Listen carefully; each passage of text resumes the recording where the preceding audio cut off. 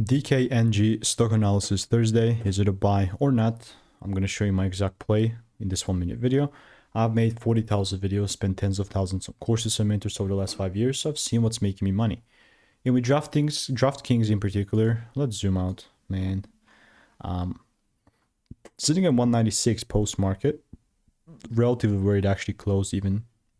And this is how this is actually looking like. I was very open-minded to taking things further up like I did before here. But I just never got my confirmation. It's totally fine because also most of the tickers at that time period were crashing. Totally nothing unusual. So ultimately looking at this, yeah, I'm aware we're just kind of mitigating something here. This could be either like a start of something huge, or if there's like that second break, then I'm all ears. See, like this second break, I'm talking like a full daily candle close above there, above 36.66. Bro, it's gonna, I think this is gonna just crash.